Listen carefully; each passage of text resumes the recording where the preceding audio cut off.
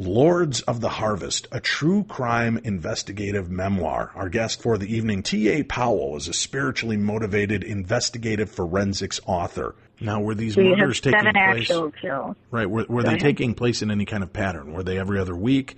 Were they every other month for a while? How often was this man killing? Well, here was the thing. You had, say you had the first one on October 21st, 1977. Then you had October 25th, 1977. Then in December, then February, and then again in April. And what we discovered was there was a celestial pattern that was being followed. Oh, really? In the beginning, you don't, it's not a recognizable pattern in the beginning. But once you look at all of them, then you would notice that there were things that were happening on full moons and waning moons. And there were several other components to pattern behaviors with each one of these. That was very interesting. Say, the majority of all the women had some sort of blunt trauma or whatever to the left side of the head, which is traditionally a cult thing. But there was something else that was really incredibly interesting about this, and it's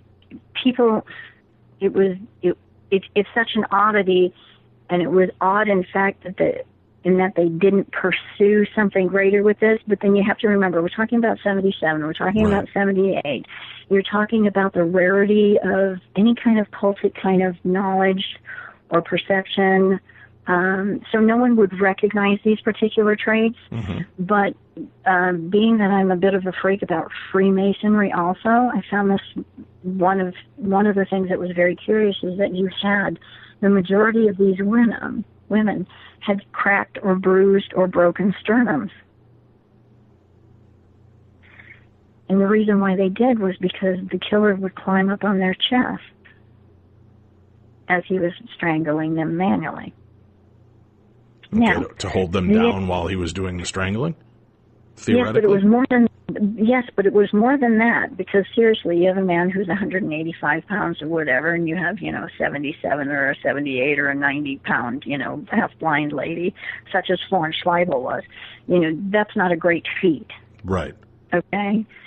So it wasn't necessarily, you would think, oh, this is for physical prowess, this is for this is for that. But when you look at it from a ritualistic standpoint, the interesting thing that you understand about this is that a great many of the MOs you can also find, like in the Book of the Dead, Egyptian. You have, in all of these cases, you had ligatures. But you had multiple ligatures, like 3 ligatures, okay? So they were being, strangled with scarves, multiple pieces of, like blind cord, etc.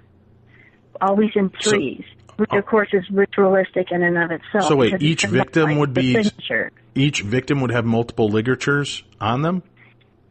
Yes. Okay. Okay. So, you would have strangled with a nylon stocking wrapped 3 times about the neck. Then the next one, strangled with a nylon, 3 times around the neck.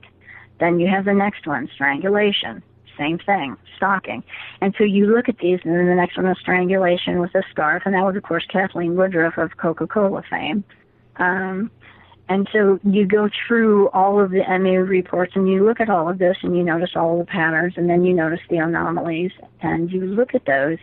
And so what I was able to determine was the cracked sternums and everything. Obviously, it was because the killer was kneeling on the chest, but there was something very odd about it, because then you had one of these women who actually survived, because a neighbor, they had set up an alarm system so that if something happened, she was able to press a button by her bed and alert the neighbor.